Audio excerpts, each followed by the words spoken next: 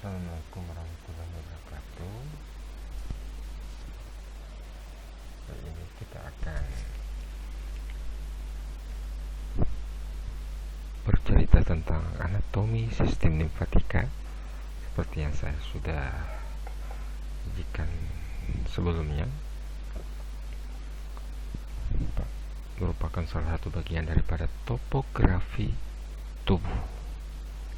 Dan khusus untuk ini saya akan berbicara tentang, kita sama-sama belajar tentang anatomi sistem limfatika itu sendiri. Nah, pada sistem limfatik diharapkan Anda secara umum mampu menyebutkan dan menjelaskan anatomi daripada sistem limfatika, dan secara khusus dibagi atas 5, menyebutkan struktur yang membentuk sistem limfatik itu sendiri, menyebutkan dan menjelaskan pembuluh limfatik beserta muara daripada pembuluh limfatik itu sendiri, menyebutkan dan menjelaskan organ limfatik, kemudian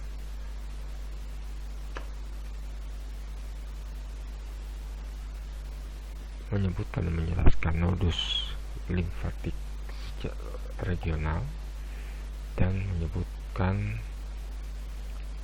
dan menjelaskan aliran limfatika. Nah, secara garis besar sistem limfatik sebelumnya di sistem topografi Anda sudah tahu bahwa sistem limfatik itu terdiri dari cairan limf itu sendiri, pembuluh limf, dan organ-organ limfatik. Ya, sini Anda lihat ada ductus thoracic, ya, ada lymphnodus itu sendiri, dan lymphatic vessel yang berarti pembuluh limf. Fungsi daripada cairan limf sistem limfatika itu yaitu membawa 10% sampai 20% cairan intrasel untuk kembali ke intravaskular, di mana pada topografi umum dia akan kembali melewati apa? Ya, benar, melewati, dia akan bermuara pada vena. Khusus untuk sistem digestivus atau sistem pencernaan, ya, pada daerah perut,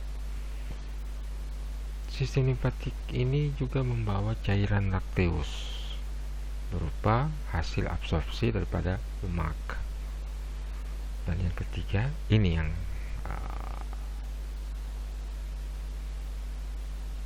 banyak orang ketahui, yaitu sebagai fungsi proteksi, sebagai mekanisme pertahanan tubuh, karena terdapat limfosit untuk imunitas humoral dan imunitas seluler. Dalam artian dia sebagai fagosit, memfagositosis bakteri, mikroba, virus yang masuk ke dalam tubuh. Dan limfosit ini masuk ke dalam sistem imun yang innate, yang sudah ada sejak lahir.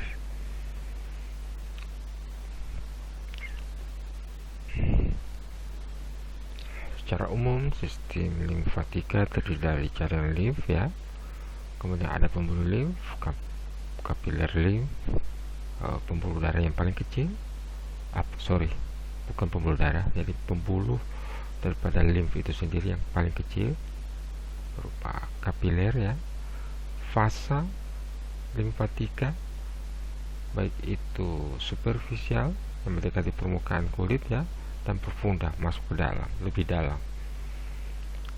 trunkus limfaticus, dan ada yang disebut juga dengan ductus limfaticus. Trunkus adalah percabaan, ya, jadi gabungan dari trunkus itu membentuk ductus, dan ductus adalah saluran besar limfatik.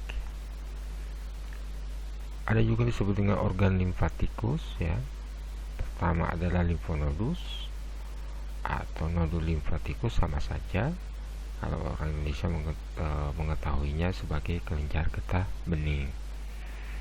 Sini ya, ini ada timus, ada lien ya, itu organa limfatikus.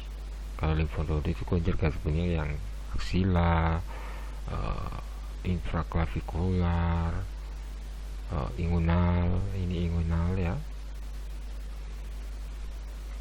Kemudian sumsum tulang di belakang ya, lien, limfa ini, spleen, kemudian timus ada di sini ya. Pas di bawah ada cekungan di dalam sini. Organ itu pas di, kalau Anda sudah mempelajari tulang, daerah toraks, ini daerah ini pas tepat di belakang manubrium sterni ya, manubrium sterni. Kemudian ada tonsila. Tonsila ini di dalam mulut paling ujung mendekati nasofarinx. Nah, ini sistem limfatik.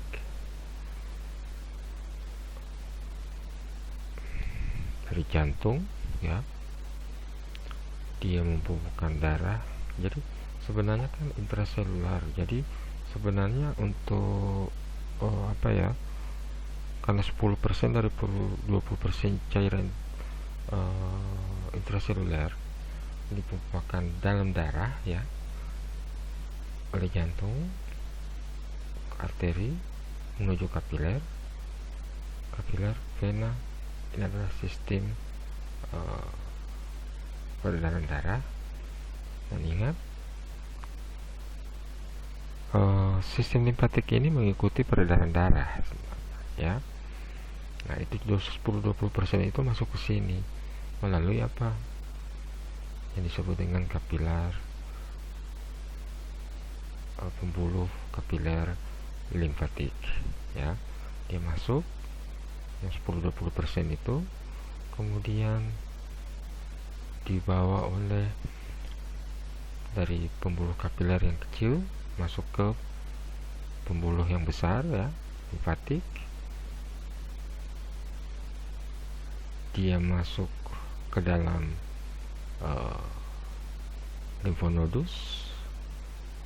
Jadi kalau ada ada terjadi infeksi di daerah yang dimasuki oleh limfatik kapilari ini ya, otomatis nodul limfonodus ini akan membesar sebagai tanda reaksi radang. Kemudian dia masuk ke trunkus ya, percabangan yang paling besar ya, maaf,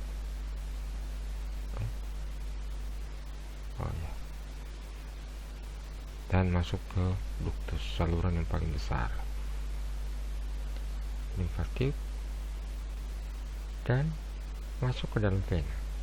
Dari limfatik ductus bermuaranya ke vena, dan vena dibawa ke jantung.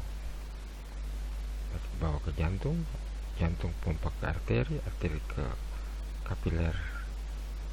Jadi arteri kapiler di dalam tubuh dia akan menyebar, dan 10-20% itu akan memisah yang mengandung banyak limfosit tadi ya, terjadi terus menerus sepanjang hidup.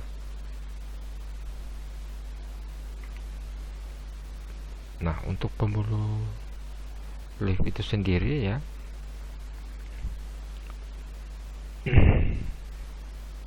ini dia modelnya seperti ini. Dia berkatup ya, berkatup.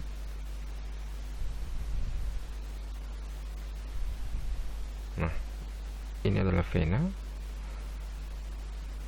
dan pembuluh limf yang berwarna hijau ini dia mengikuti jalannya vena. Jadi di mana ada vena, di situ ada pembuluh pembuluh limf. Dan di beberapa bagian dia akan masuk ke nodus limfatikus atau limfonodus.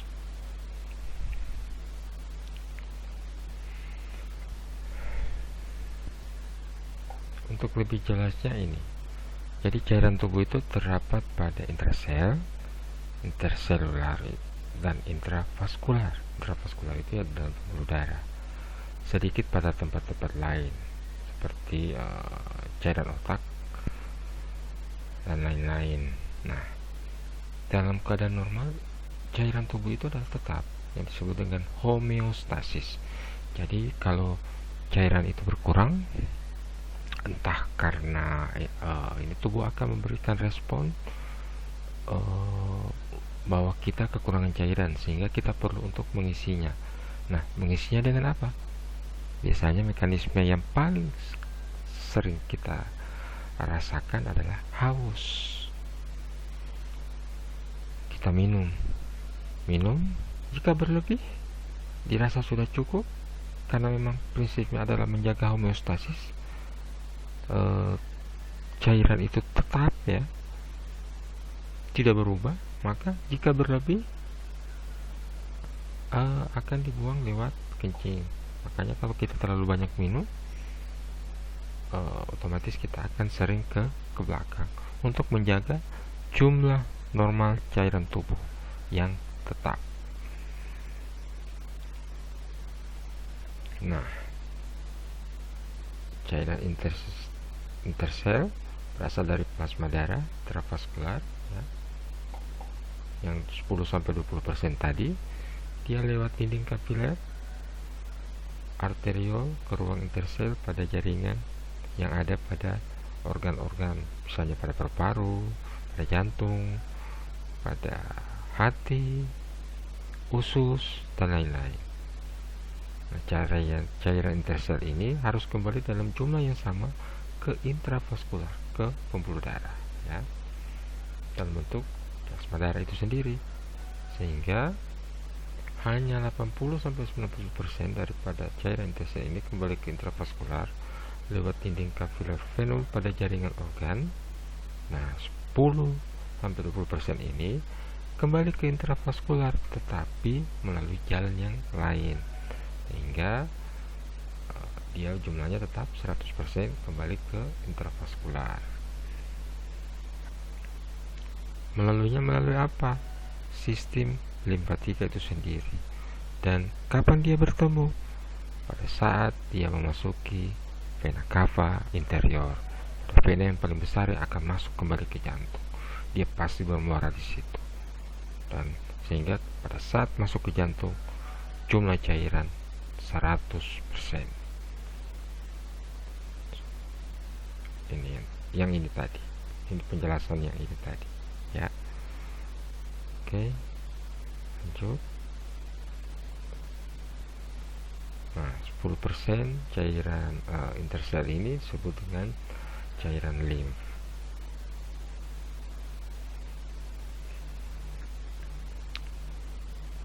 Cairan limf pada sistem limfatika akan kembali ke intravaskular karena ada penunjuk limf utama pada sistem limfatika yang bermuara pada vena, pada pertemuan vena subclavia dan vena jugularis interna.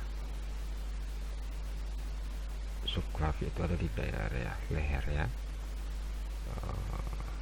Sebentar, ada tidak di sini gambarnya?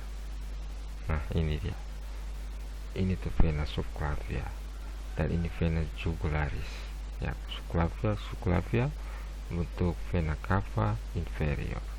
Nah, ini akan masuk ke jantung. Jadi ini sebenarnya ada gambar jantung di sini ya.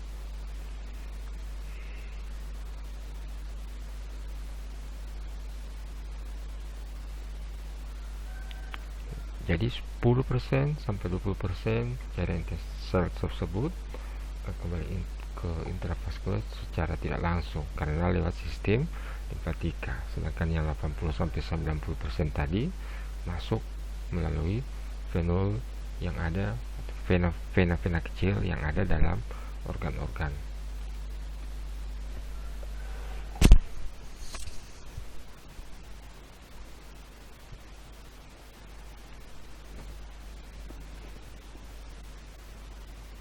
Nah, ini cairan limf adalah 10% itu yang tadi yang masuk ke dalam pembuluh limf. Setelah masuk ke dalam pembuluh limf ya, lewat atau lubang mulut pada ujung-ujung pada pembuluh limf ya, yang ada pada jaringan atau organ. Dia mengalir dari pembuluh limf ke nodus limfatikus untuk kembali ke intravaskular, karena dari nodus limfatikus ini akan masuk ke trunkus limfatikus, baru masuk ke ductus limfatikus.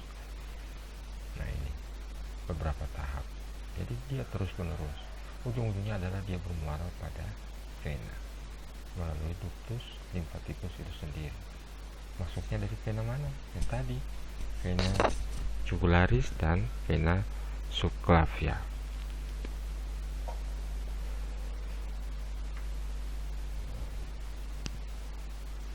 Sistem pembuluh limfatik ya, menurut topografinya, menurut letaknya dibedakan dalam 3 kompartemen. Ini menurut Kubik, yaitu sistem yang superficialis yang mendekati permukaan, atau epiphysia, di mana dia mendrainase, karena memang sistem limfatika ini fungsinya salah satunya juga untuk drainase. Dia mendrainase kulit ya, dari kulit, kutis, dan daerah subkutan. Apa itu subkutan? Daerah yang berada di bawah kulit. Jadi kalau di kulit Anda coba dicubit-cubit, nah tepat di bawah kulit itu ada daerah yang disebut dengan subkutan. Kemudian ada sistem profunda lebih ke dalam lagi, bisa juga sebagai subfascia, jadi mengalirkan cairan limf. Nah, di permukaannya itu kan, permukaan tubuh kita ini ada kulit dan subkutan. Nah, lebih ke dalam lagi ada otot. Jadi di bawah subkutan itu ada otot ya, sendi, tendon, dan saraf. Ini sistem profunda. Kemudian ada sistem organ, mengalirkan cairan limf dari organ-organ. Jadi ingat ini ya, 3 ini. Ada sistem pembuluh limfatik secara topografi bagi 3, sistem superficialis, profunda, dan sistem organ. Berikut fungsinya: mendrainase dari kulit, cairan limf dari otot ya, atau mendrainase dari otot, sendi, tendon, dan saraf. Dan ke organ ya berarti mendrainase cairan limf dari organ-organ tersebut. Nah, pada pembuluh limf itu dikenal istilah aferen dan eferen. Aferen dari pembuluh limf yang datang ke nodul limfatikus atau limfonodus, aferen. Jadi dia fungsinya seperti vena terhadap jantung. Sedangkan eferen, pembuluh limf yang keluar dari nodul limfatikus ke nodul limfatikus berikutnya, seperti arteri terhadap jantung. Nah, ujung-ujung awal dari pembuluh limf itu terbuka seperti mulut. Dia terbuka dan memiliki katup atau valvula yang terbuka secara searah. Sehingga apa gunanya ini katup? Menjaga agar cairan tidak kembali. Ada 2 macam pembuluh limf, yaitu, jadi begini ya, untuk katup dan jadi bukan cuma pembuluh limf saja yang mempunyai katup. Dia prinsipnya hampir sama dengan vena dan arteri, karena semua pembuluh itu memiliki katup. Gunanya satu, mencegah cairan agar tidak kembali. Jadi dia berjalan searah ke depan, tidak pernah dia akan kembali. Ada 2 macam pembuluh limf, capillary limf dan pembuluh limf besar. Ya, yang tadi yang saya sebutkan di awal, untuk menjelaskan bagaimana siklus ya, circle daripada limf, pembuluh limf ya, sistem limfatika dari hati, dari jantung, terus yang akhirnya dia akan kembali ke jantung. Nah, capillary lymph terletak intersel dalam jaringan atau organ, menerima dari cairan dari ruang interstisial ke pembuluh limfatika. Ya, jadi memang capillary lymph ini adalah yang pertama kali yang itu membuka itu, yang tadi posisinya membuka, sangat kecil ya, terdiri hanya selapis endotel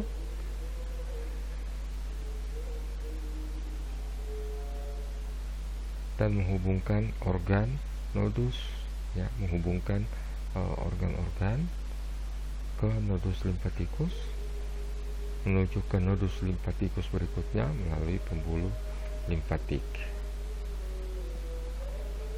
Sedangkan pembuluh limf besar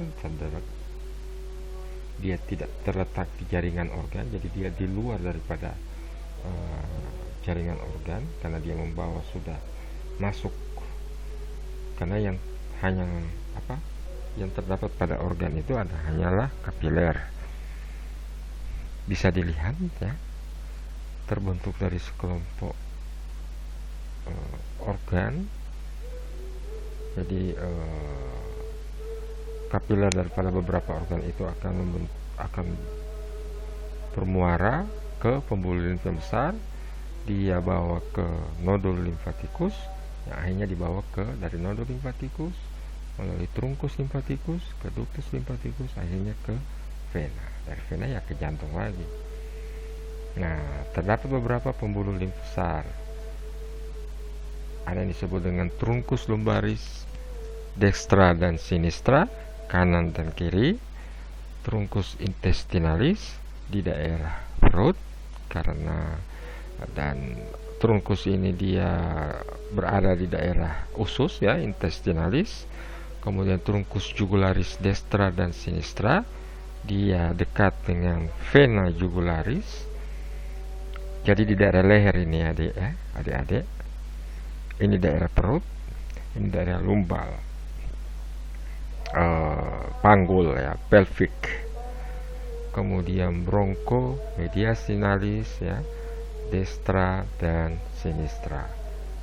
Daerah bronkus dada sini dia ya, ini trunkus. Kemudian di sini. Sedangkan ini adalah ductus thoracicus. Kemudian disebut dengan trunkus subclavia destra dan sinistra. Di sini dia. Jadi dekat jantung. Kemudian disebut dengan ductus lymphaticus sinistra. Destra, sebelah kanan dia ya. Nah, ini dia. Trunkus lumbalis dextra dan sinistra. Perjalanannya seperti ini, yang akhirnya akan bermuara ke cisterna cili, yang merupakan pangkal daripada ductus thoracicus. Ini ductus thoracicus. Yang dilihat ini jangan yang biru ya, karena yang biru ini adalah vena. Yang kita perhatikan adalah yang hijau ini, karena hijau ini adalah pembuluh limf ya. Ini adalah ductus thoracicus ini ya, yang kecil ini, dia masuk ke benar sekali, subclavia, vena subclavia, sinistra dan dextra. Nah, ini adalah jugularis. Maaf, ini jugularis. Ini vena jugularis deh ya. Ini yang biru ini, yang ya.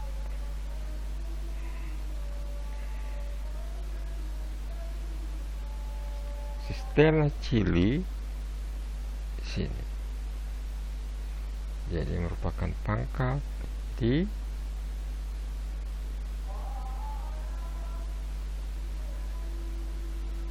akan dibaca saja ya, ini saya rasa sudah jelas. Kemudian trunkus intestinalis, ini daerah perut yang aliran limf dari gaster intestinum ya, usus pankreas, lien, bagian anterior dan inferior hepat, hati.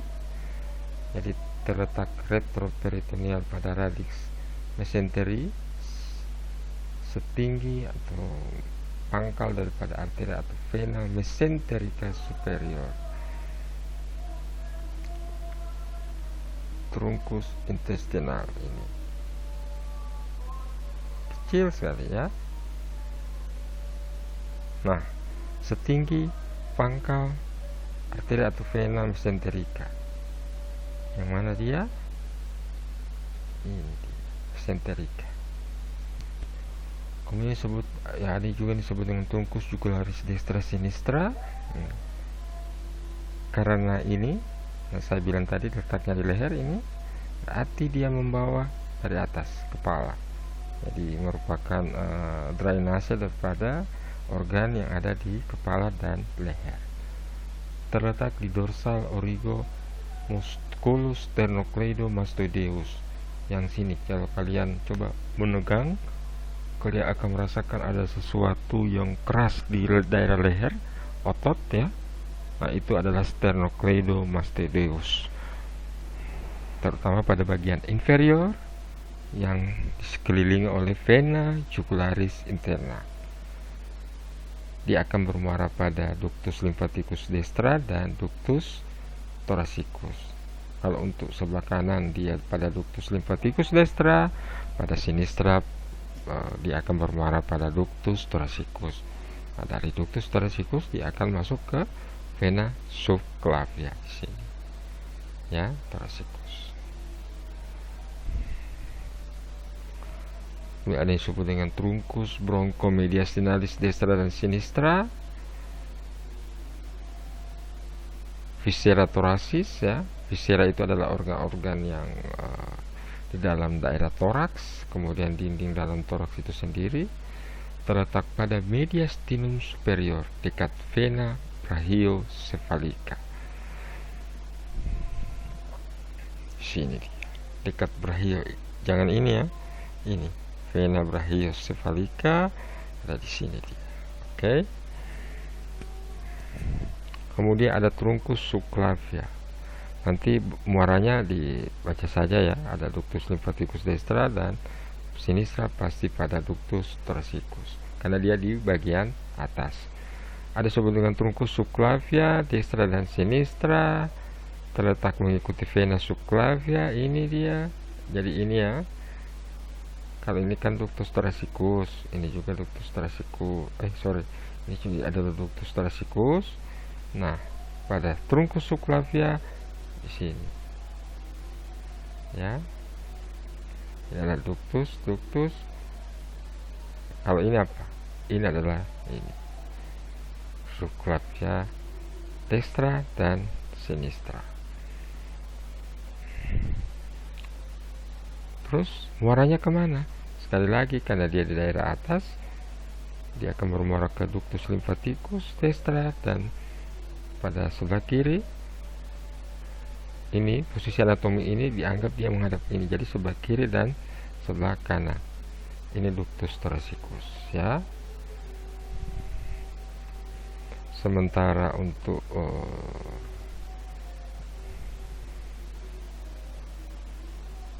ductus thoracicus itu sendiri ini panjang dia perjalanannya sampai di akhirnya akan pangkalnya berada pada ini dan melebar, yang akhirnya melebar yang disebut dengan cisterna chili ya. Ductus thoracicus itu menerima aliran limf dari trunkus intestinalis karena muaranya adalah ini ductus thoracicus, trunkus lumbalis ya, thoracicus ya, ini yang ini,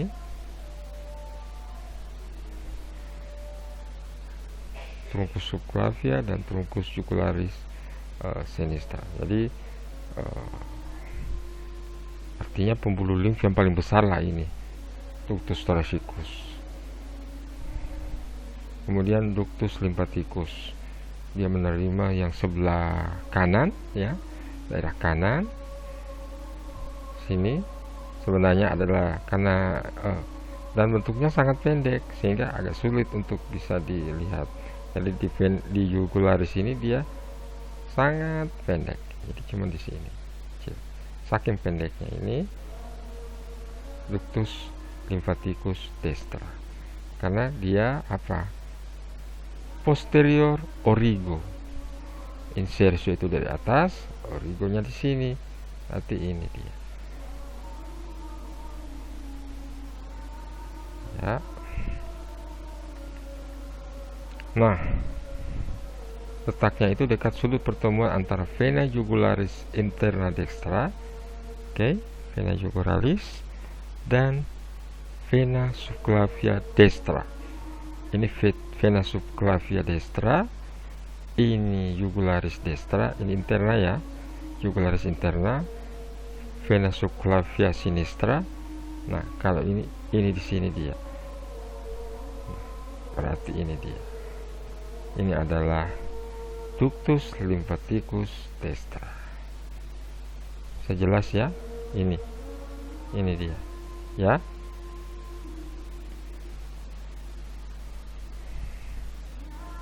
Jelas ya? Ini. Mudah-mudahan bisa kelihatan. Oke. Nah, tadi sudah kita bicara tentang pembuluh limfatik. Sekarang kita bercerita tentang organ limfatik. Terbagi dua, primer dan sekunder. Yang primer adalah sumsum tulang. Jadi sumsum tulang, semua sumsum tulang yang mengandung berwarna merah itu adalah organ limfatika. Kemudian timus di daerah di belakang manubrium sterni ini ya. Jadi terjadi proses pembentukan, pematangan, dan diferensiasi sel-sel imunitas. Apa itu sel imunitas? Ya berarti sel limfosit. Tadi kan di depan sudah terbaca kan, ada sel imunitas terutama limfosit. Tapi sebenarnya tidak hanya limfosit saja, dia ada semua sel-sel innate itu biasanya ada di organ, dihasilkan oleh organ limfatik itu sendiri. Tapi paling banyak itu adalah limfosit, ada fagosit, ada sel mas dan lain-lain. Kemudian yang sekunder itu ada limfonodus ya, kelenjar getah bening yang letaknya banyak. Ada di lien ya, di spleen ini, limfa sebelah kiri.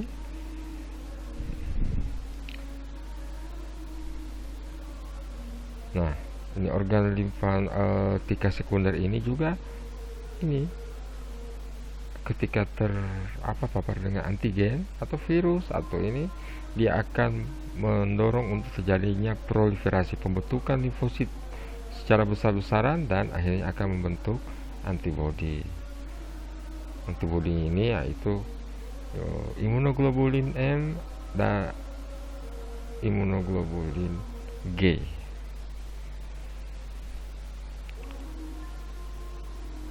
Organ limfatik sekunder itu ya, selain limfonodus, lien dan lain-lain ini ada juga disebut dengan jaringan limfatika. Jaringan limfatika itu bisa kulit ya.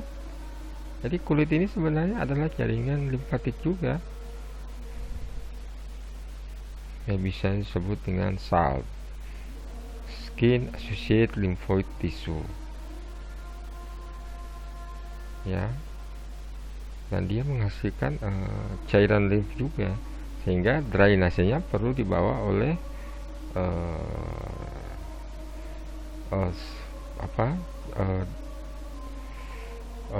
fasa daripada limfatika atau pembuluh daripada limfatika ya, walaupun berupa kapiler ya, kapiler dari kulit dibawa ke, karena apa, posisinya yang tadi yang di awal, apa posisinya yang superficialis.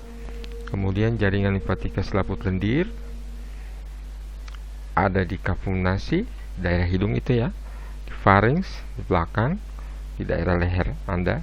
Ketika Anda menelan itu ada pharynx di situ, di intestinum tenue, tracheobronchial. Jadi percabangan pada tracheobronchial di sini dia, di daerah leher paling bawah, hampir mendekati bronkus sebelum ke paru-paru. Kemudian urogenitalia di daerah sini, dan tonsila di daerah mulut yang membentuk cincin Waldeyer. Nah, cincin Waldeyer itu ada dibentuk oleh 4 tonsila: tonsila pharyngea, tonsila palatina, tonsila lingualis, dan tonsila tubaria. Ya,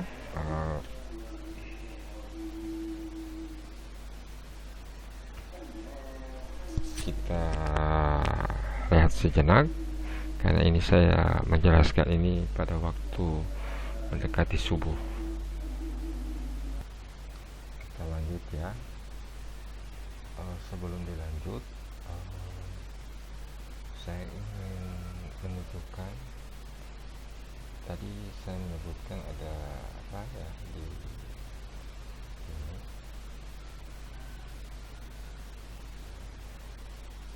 Nah, ini Origo musculus sternocleidomastoideus.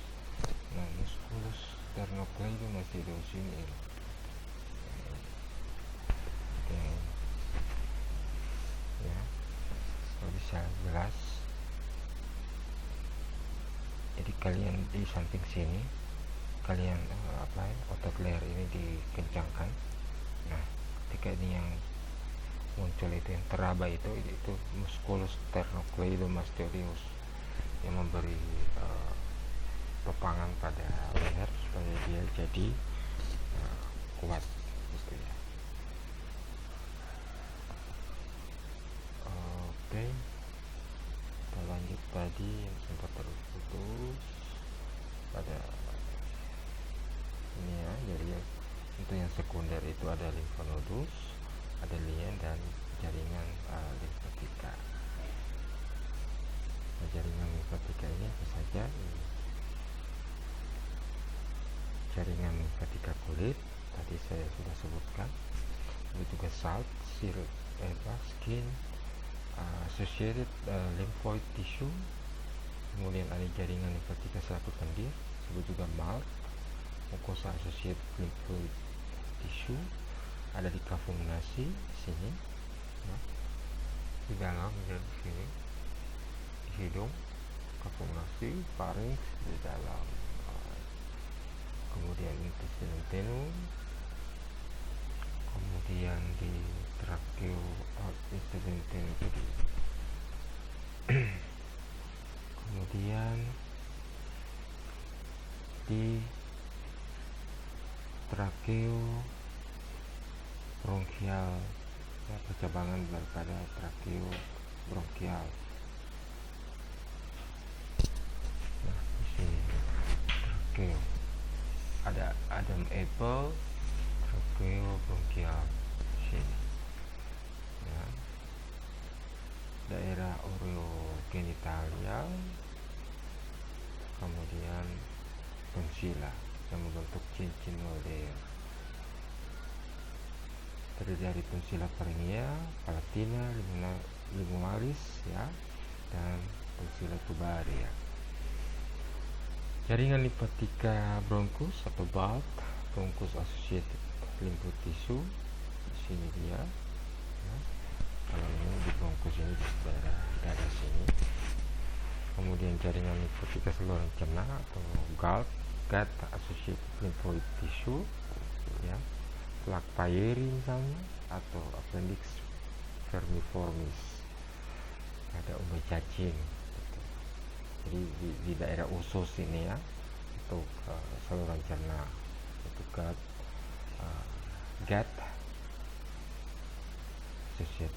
associated ya, lymphoid tissue. Nah, untuk ini ya, Nah, untuk jaringan yang primer, kita bicara yang primer ini, nah, yang terdiri dari sumsum tulang dan timus. Pertama kita bicara sumsum tulang, bone marrow atau medula ossea. Nah, ini adalah sumsum tulang ya. Berdasarkan fungsinya itu terdiri dari medula osseum rubra. Rubra itu merah ya, sumsum tulang berwarna merah, merupakan tempat terjadinya pembentukan sel darah, hematopoiesis. Juga bisa berperan sebagai sistem transportasi karena dia memproduksi sel darah merah, hematopoiesis, dan sistem pertahanan tubuh memproduksi limfosit. Sumsum tulang, semua sumsum tulang ya, terutama tulang panjang dan tulang pipih di panggul ini ya. Kemudian di sternum, di tulang panjang di sini ada radius ulnaris, kemudian di sini ada merus ya. Kemudian ada disebut dengan medula osseum flava, jadi sumsum tulang kuning, dia berisi lemak, ini lemak kuning ya. Kemudian ada sel yang memproduksi sel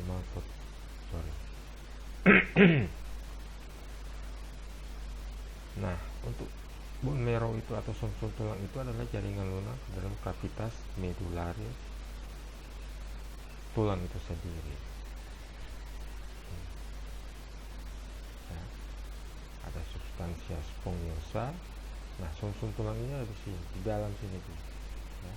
Ini adalah kavitas medularis ya, dan yang kuning-kuning adalah medula osseum flava karena dia berisi jaringan yang lemak, dia berisi jaringan lemak ini ya.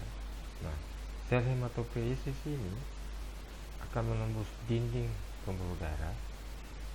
Apa itu sel hematopoiesis? Sel-sel yang diproduksi oleh bone marrow itu sendiri. Contohnya sel darah merah dan limfosit, dan dia akan dalam bentuk cairan plasma ya. Tapi khusus sel darah merah dia serum yang pastinya akan bercampur dengan hemoglobin,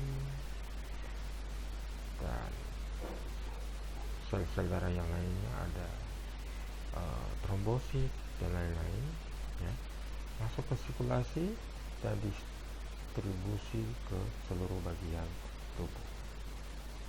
Nah, distribusinya ke seluruh bagian tubuh lewat apa? Ya, lewat pembuluh darah tadi, yang akhirnya 10-20% itu masuk ke sistem limfatikus. Kemudian timus ya, terletak pada mediastinum superior sini. Ini timus ya, tepat di belakang manubrium sterni. Ini manubrium sterni ini ya. Nah, ini tepat di belakang manubrium sterni, di anterior pembuluh darah besar jantung. Jadi di bagian depan daripada pembuluh darah yang besar jantung, yaitu aorta. Terdiri dari dua lobus, ini lobus 1 dan lobus 2. Lobus 1 dan lobus 2. Pada orang dewasa dia akan terregresi setelah usia pubertas ya, kira-kira maksimal 20 tahun lah, dimana dia merupakan organ limfoid, jadi limfosit yang diproduksi terjadi pematangannya di daerah timus, di organ timus ini sendiri, sehingga limfosit ini jadi ketika diproduksi oleh bone marrow, limfosit itu bisa masih dalam bentuk sel-sel muda yang disebut dengan limfoblast. Nah, dari limfoblast ini dia masuk ke daerah timus hingga terjadi pematangan menjadi limfosit. Spleen ya, atau spleen atau limfa. Secara morfologi, ini organ limfoid yang paling besar, sebelah kiri sini. lunak memiliki banyak pembuluh darah di situ, sehingga kalau teriris bisa gampang berdarah, dan terdapat dalam intraperitoneal dan rongga perut ya, difiksasi oleh ligamentum. Jadi difiksasi, jadi sehingga lien itu tidak bergerak ke sana kemari karena difiksasi oleh otot kecil ya, disebut ligamentum gastrolienalis dan ligamentum lienorenalis.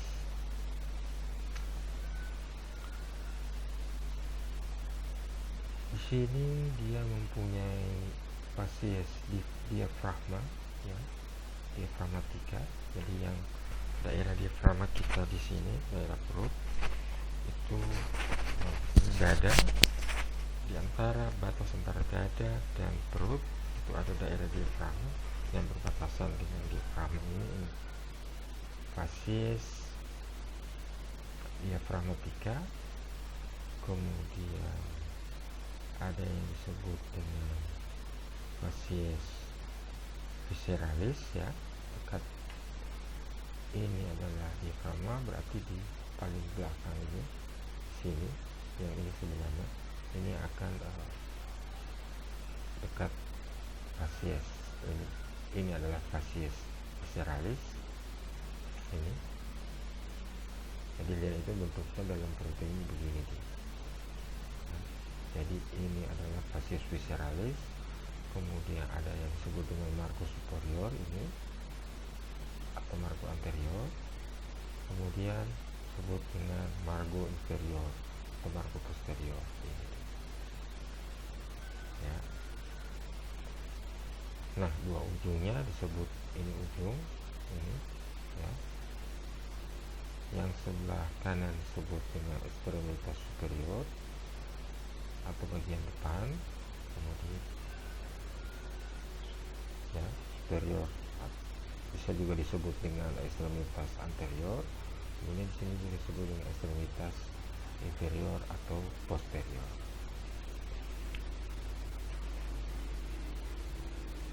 Kemudian terdapat hilus renalis.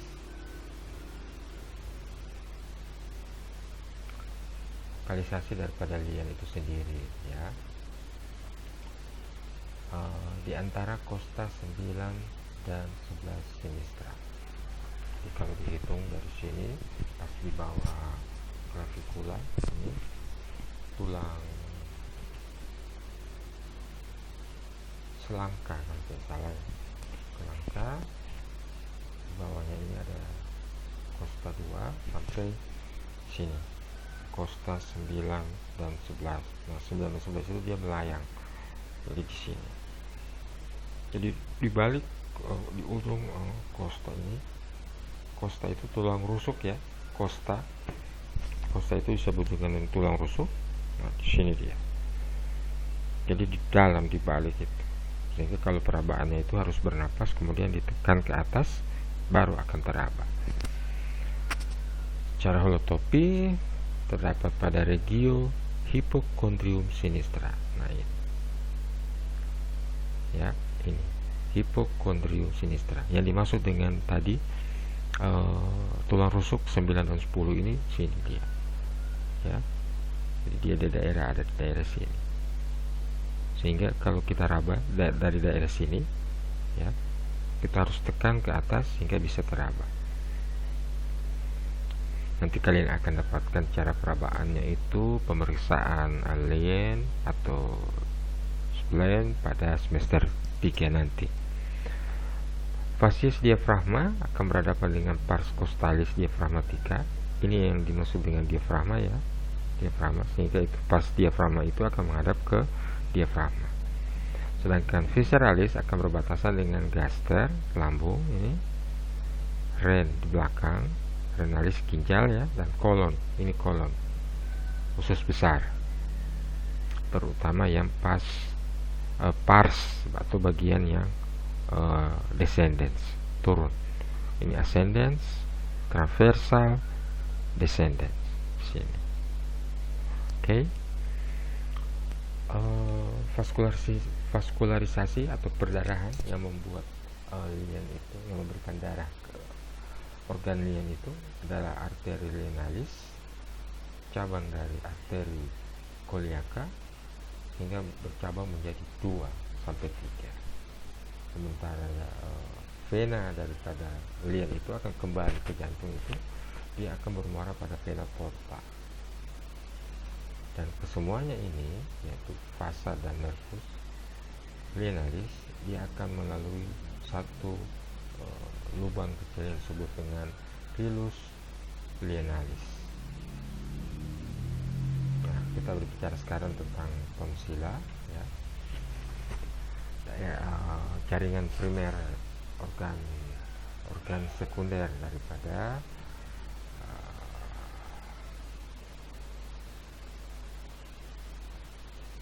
sistem limfatika membentuk cincin Walder. Ini adalah lingkaran daripada yang dibentuk oleh gabungan dari keempat tonsila ini, lingualis, latina, tubaria, dan farinea. Letaknya ada, Anda bisa baca ya.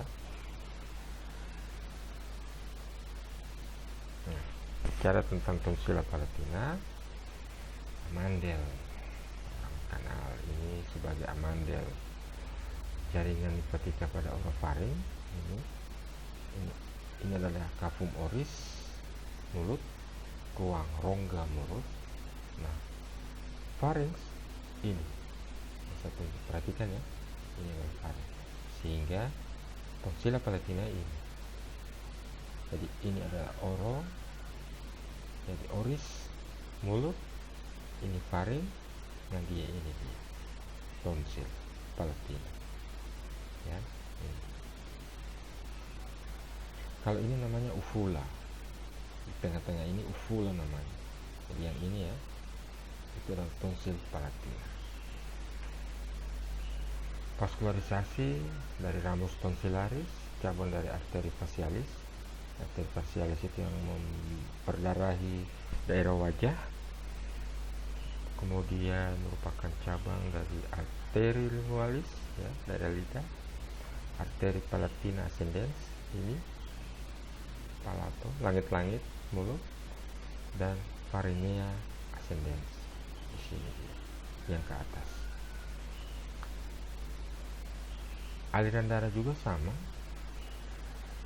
satu atau beberapa vena tonsillaris pasti akan bermuara pada vena facialis. Sedangkan persarafannya ya, yang memberikan persarafan, artinya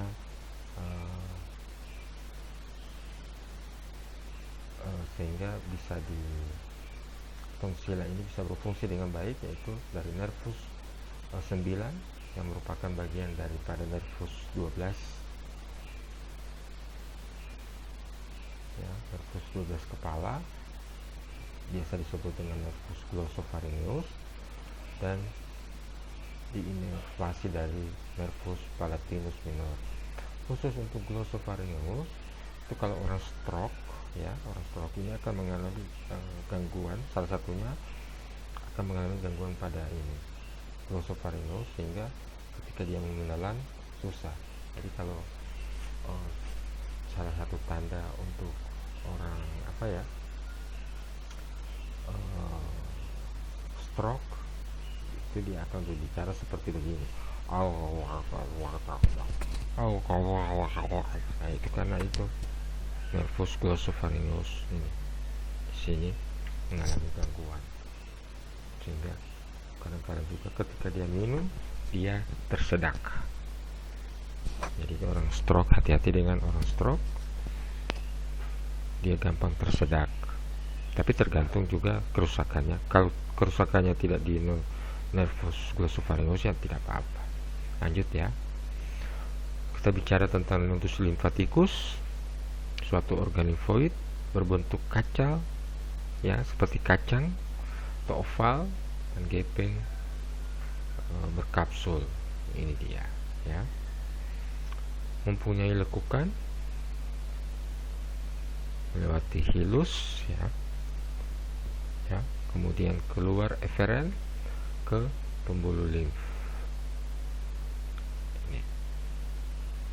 Ini Ingat kembali apa yang saya katakan tentang aferen dan eferen pembuluh limf. Aferen pembuluh limf masuk pada perifer daripada nodul limfatikus, yaitu pada bagian lengkungannya. Pada bagian lengkungannya. Ukuran sangat bervariasi, biasanya 1-20 mm atau bisa lebih kadang-kala, dan jumlahnya berkelompok. Dia berkelompok. Nodul itu banyak sekali. Misalnya di sini banyak, di aksilaris ya, infraklavicularis banyak. Jadi dia banyak sekali dan jumlahnya berkelompok. Sebelum masuk pada materi berikut, saya punya tugas. Tolong disimak baik-baik. Tolong ceritakan kembali bagaimana sirkulasi daripada sistem limfatikus secara umum. Di awal-awal itu sudah saya jelaskan tadi, dari hati hingga kembali ke hati. Dari jantung hingga kembali ke jantung. Jadi sekali lagi, tugas ceritakan kembali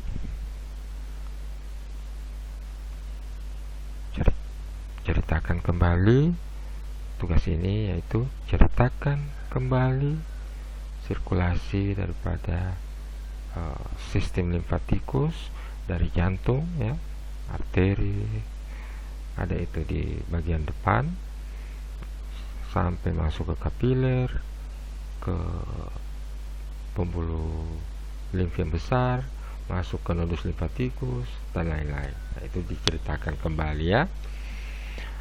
Diketik di Word saja, kemudian di WA ke saya tugasnya, atau kita ya di WA secara private ke saya di nomor yang nanti minta ke pejabat yang bertanggung jawab pada Miobindik 1, dan dikumpul pada besok hari tanggal 1. Jadi dikumpul pada hari Kamis jam 8 pagi. Saya terima itu ya. Oke, kita lanjut. Nodus limfatikus ini dibagi menurut letaknya, yaitu superficialis. Ada dua, superficialis dan profunda. Superficialis terletak subcutaneus, membawa aliran limf ya, dari kulit dan lapisan subkutan, sehingga ketika dia membesar dia dapat teraba. Biasanya ini aksilaris, ketika dia membesar dia akan bisa teraba karena letaknya yang superficialis. Sementara yang profunda ketika dia membesar agak susah, karena ini misalnya pada ekstremitas dan ikut arteri, kemudian letaknya yang sangat dalam sehingga ketika dia membesar susah untuk teraba. Misalnya kalau orang-orang yang terdapat infeksi, maka nodus limfatikus ini akan membesar, sehingga itu menandakan bahwa infeksi ini sudah sangat kronis ya. Misalnya kalau tangan luka, dia bernanah, otomatis yang akan dekat yang kena itu adalah di sini, di aksilaris. Nodus limfatikus di aksilaris dan dia besar, biasanya akan teraba.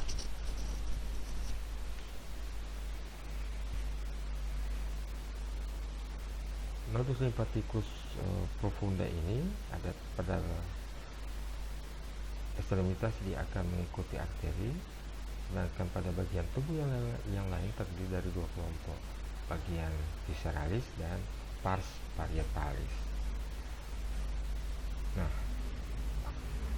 nodus limfatikus atau limfonodus profunda visceralis itu membawa aliran limf dari organ-organ. Ini adalah nodus limfatikus ya.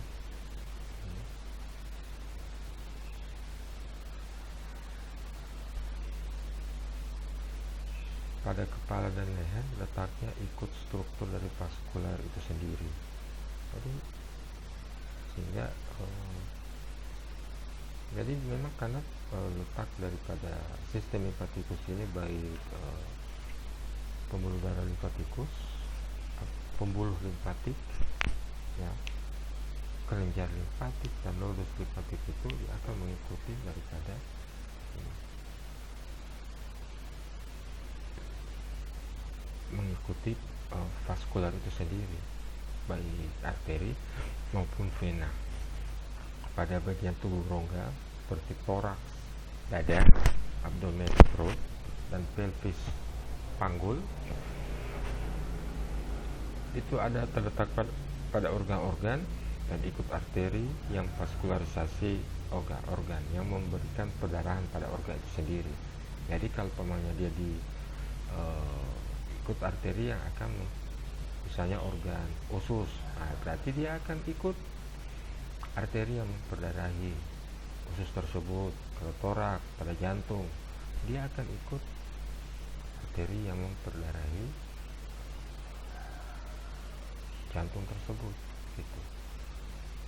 Kemudian nodus limfonodus profunda parietalis, ya, ini membawa aliran limf dari dinding bagian dalam toraks, abdomen dan pelvis, kemudian terletak pada dinding dalam rongga dan pasti ikut arteri yang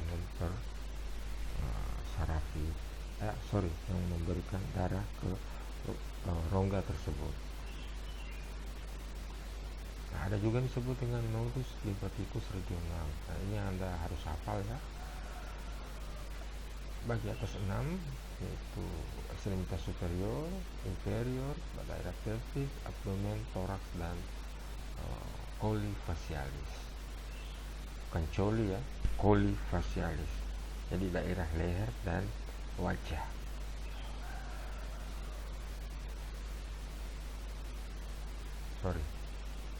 Ekstremitas superior itu daerah tangan, ekstremitas inferior itu bawah, ya, anggota gerak bawah, pelvis panggul, abdomen perut, toraks dada, dan coli facialis, leher dan wajah.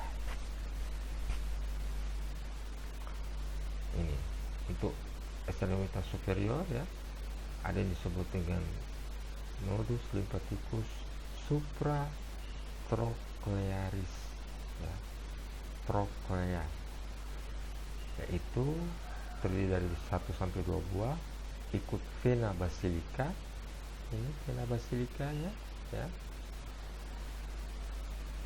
di superior epicondylus medialis humeri, di mana itu ini yang membentuk ini brachii, ini brachii namanya, ya, brachium, itu adalah os humerus, tulang humeri, ya, ini ada tulang humeri, kemudian superior daripada epicondylus, dia di daerah sini.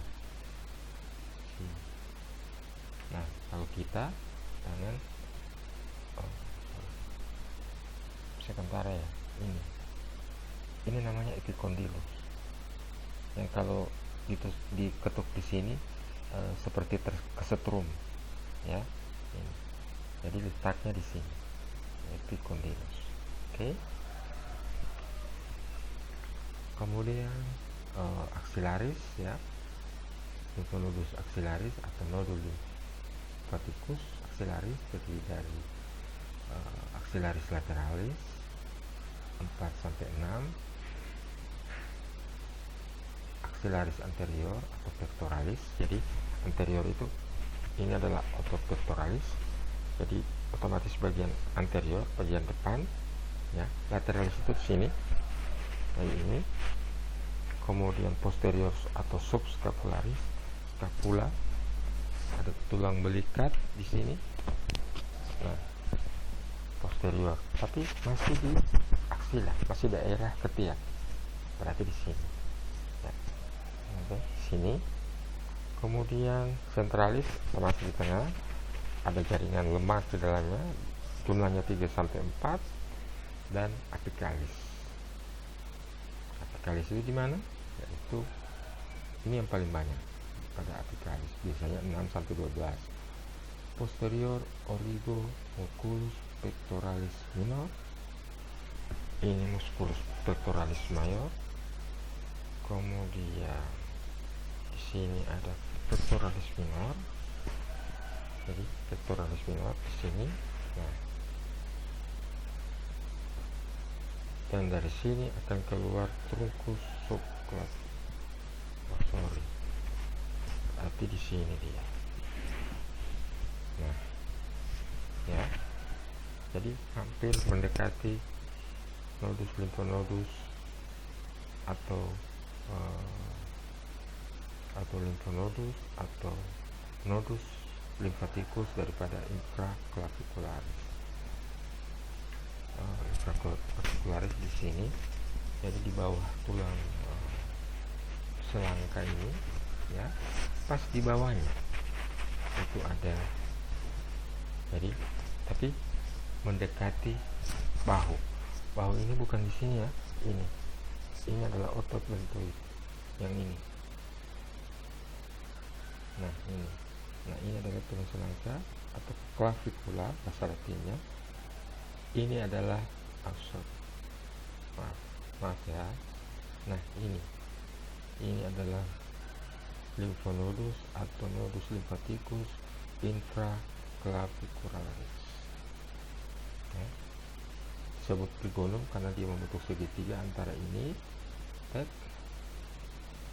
deltoid dan pectoralis. Ini pectoralis, otot pectoralis ya. Kalau kesini mayor, ini minor. Oke. Nah, otot sternocleidomastoideus yang ini. Mudah-mudahan bisa jelas ya di video nanti. Lanjut ya. Ada yang disebut dengan, kalau pada ekstremitas inferior, lymphnodus atau nodus lymphaticus poplitea 6 sampai 7 dalam fossa poplitea. Jadi di belakang lutut, ini lutut ya, patella.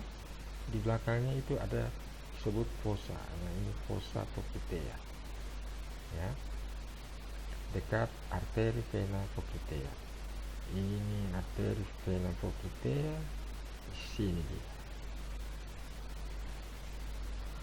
Kemudian disebut dengan, ini yang paling jelas juga, immunalis ya, superficialis biasanya. Terdiri dari kelompok superior atau horizontal 5 sampai 6. Immunalis ini di sini ya. Jadi dari pangkal paha sepanjang garis ini itu namanya inguinalis.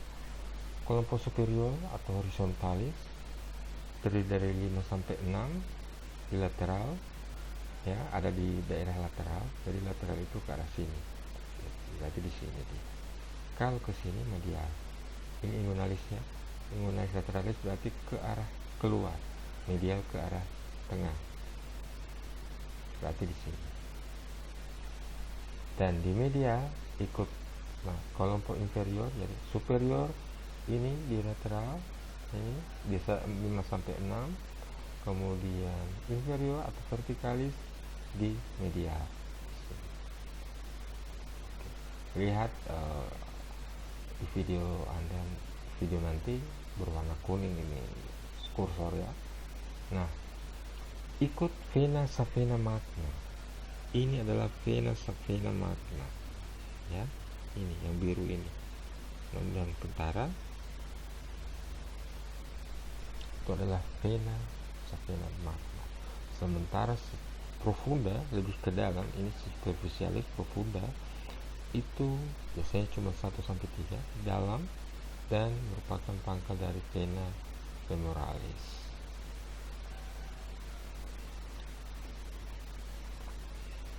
Lanjut. Terakhir adalah aliran limf itu sendiri.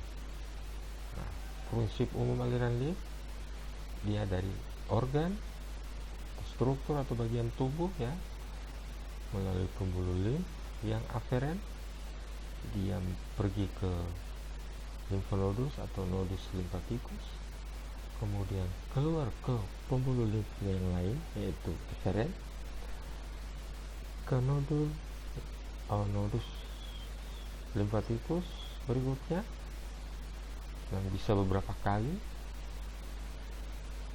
kemudian secara eferen dia keluar lagi ke pembuluh limf yang besar bermuara pada, jadi dari pembuluh limf yang besar ini sebenarnya dari pembuluh limf yang besar bisa 2 kali ya sebenarnya, karena pembuluh limf besar ini akan membentuk lagi menjadi trunkus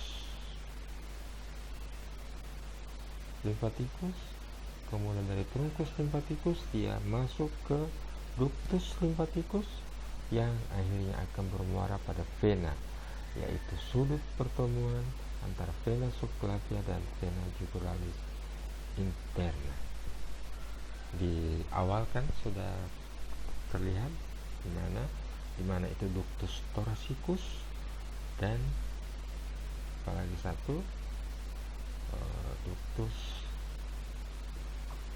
limfatikus ya. Nah, seluruh organ bagian tubuh ya punya aliran atau silsil limf itu sendiri, kecuali ingat ya, susunan saraf pusat, rambut, kuku, kornea, dan kartilago. Kartilago itu kalau kornea kan lapisan di depan mata, kemudian setelah lensa ada kornea, kemudian kuku, ini yang sudah tahu ya, dan kartilago, tulang rawan. Ingat ini ya. Nah, untuk aliran limf itu ada yang superficialis dari kulit dan sukutan, ada yang profunda itu ke dalam dari otot dan tulang. Superficialis dari secara lateral dari sisi lateral ekstremitas superior akan ikut vena cephalica masuk ke nodus limfatikus infraclavicularis ini secara, kemudian masuk lagi ke nodus limfatikus axillaris apicalis, di mana itu ini ya, depan ini ke darah ini, kemudian trunkus masuk ke trunkus subclavius, pergi ke ductus limfatikus destra atau ductus thoracicus yang bagian sinistra, karena kalau yang kanan pasti ke ductus limfatikus destra, dan masuk ke vena subclavia.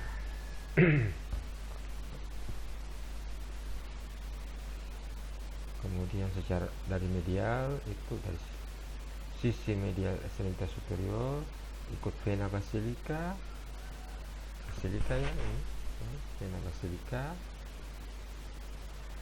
masuk ke lymphnodus axillaris lateralis, masuk ke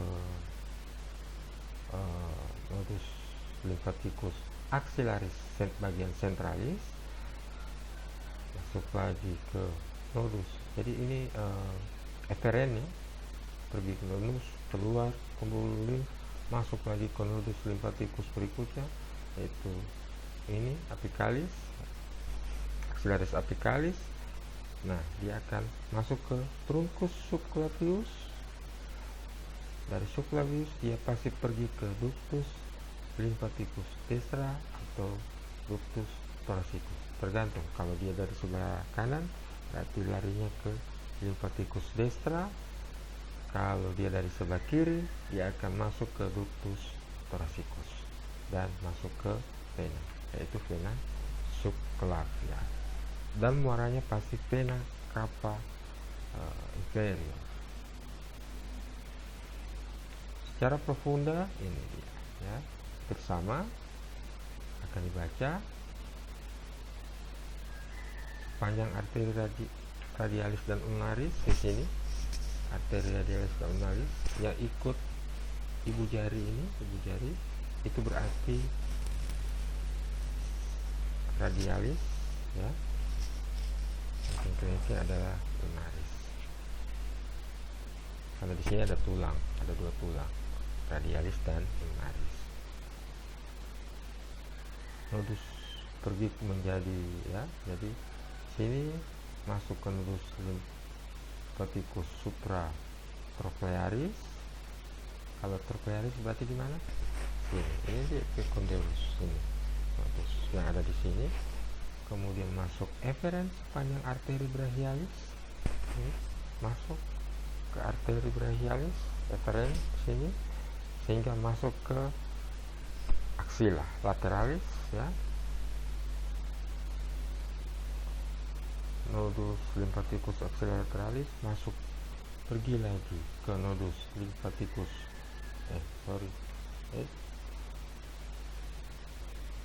axillaris centralis, ke nodus lymphaticus axillaris apicalis, pergi membentuk truncus subclavius, masuk ke ductus, pengeluarannya ke vena.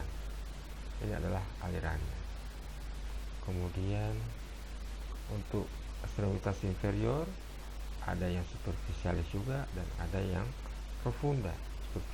Superficialis dari kulit dan subkutan, sedangkan profunda itu dari otot atau tulang khusus regio femoris, paha, cruris tungkai bawah, dan pedis itu telapak kaki, daerah kaki. Jadi kaki itu, nah ini, jadi femoris, cruris, ya, ini cruris, ada tibia dan fibula di situ, ya, cruris, dan pedis. Pedis itu ini, kaki ini, ya, oke. Dan perjalanannya hampir sama saja. Ikuti ini, ya, silakan Anda baca dan dihafal. Baik lateral, medialis, ya, saya rasa tidak perlu banyak penjelasan di sini. Begitu juga dengan aliran lymph ekstremitas inferior bagian profunda, karena pasti ujung-ujungnya akan muaranya pasti ke daerah pasti ke vena, ya.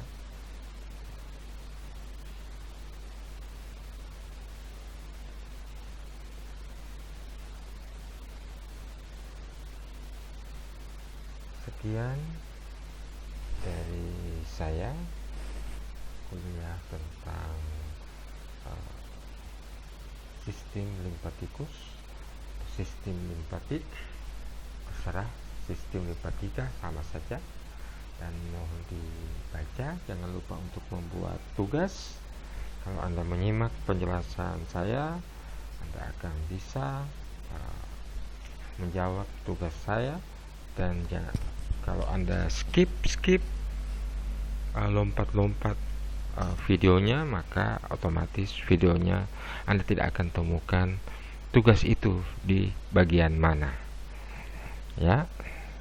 Selamat mengerjakan dan jangan lupa untuk mengumpulkan tugasnya. Terima kasih. Kalau ada pertanyaan silakan WA saya akan jawab. Assalamualaikum warahmatullahi wabarakatuh.